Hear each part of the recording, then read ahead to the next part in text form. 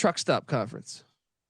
I mean, if they could rebrand themselves, Come on. Yormark probably won't be self-aware enough, even though I like Yormark. I'm not trying to shit on him, but dive into it. I think dive into it. I can see the commercials where the trucks are going by. This makes for fantastic. a good T-shirt. It makes for a good T-shirt. You get some NIL money from Sheets, Gas and Go, Come and Go, all that shit. You know, the teams that would typically protest, the likes of Texas, are too highfalutin for a name like the Truck Stop Conference.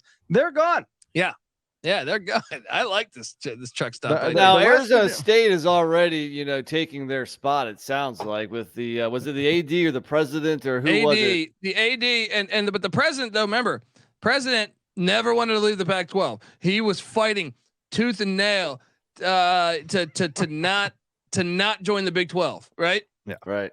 Well, the latest addition, but by the way, to the Pac-12 being because what were they, the Pac-10?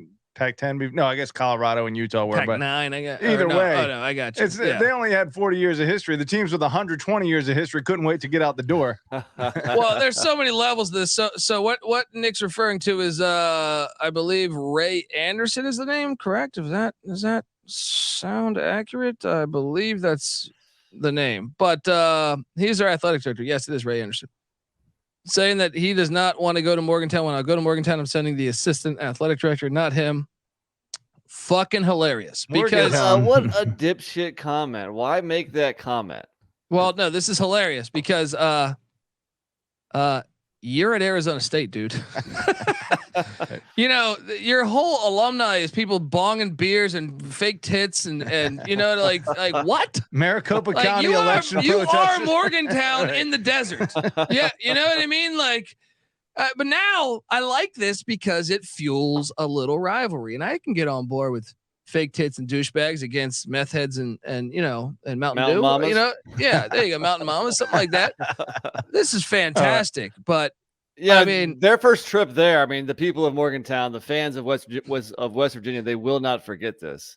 So it should make for an interesting environment. Yeah. If there wasn't going to be enough fights between like the gelled up like douchebag with the fake tan going into old Methville, I throw this on the fire. See, we talked on this. Like I really get mad at the Big Ten more than any conference, but the SEC some too. But the Big 12 needed to do what they had to do to survive. I don't really blame them, but I kind of love the teams in the conference and some of these rivalries. They could preserve the Dust Bowl, aka the Territorial Cup with Arizona State. And now Arizona State comes in with an attitude like little bitches. So I'm excited to see the other teams face them, like comments like this. But then also I like potentially West Virginia, Cincinnati developing into something.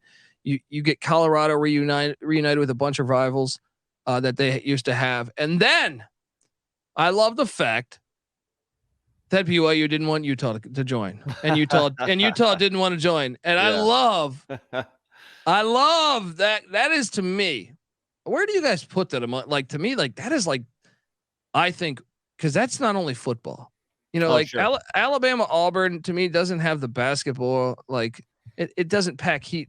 Yeah. Both, BYU, Utah in every single, I don't give a shit if it's, whatever the sport, they hate each other. And it's awesome. Well, they got three different things, like three levels of hatred working against each other. They got in-state, right? Yeah.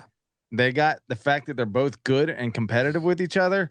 And they got the fact that one's kind of like a more religious and the other one is, obviously kind of more secular. And then you throw in like the conference beef, the Pac-12 superiority that Utah somehow already took on. That's what's great too, is the Pac-12 never would allow BYU because of their. And now the BYU is diminished, the Pac-12 is diminished, and now BYU is the one trying to block Utah out of it. It's perfect. One more thing there too. I mean, not only are they in the same state, but I think they're like 40 minutes apart. Yeah, Provo and Salt Lake City are, right on top of each other. So it is a great rivalry for sure. I actually think it's like one of the most underrated, like. Yeah, in terms of pure hatred and quality of it's play. like top 5 or 6 to me. I feel like you're losing the Red River Shootout, so someone has to take that place, and this is the closest one they have to it. The Holy War. Let's go. Is this now the premier rivalry in the Big 12? Gotta be. I mean, Arizona State. You got Has been going Colorado, for a long Kansas time. State's been happening a long time, and all those schools. You got Oklahoma State and playing some of those schools for a while, and but I just feel like this one, the hatred level's on another level. Yeah.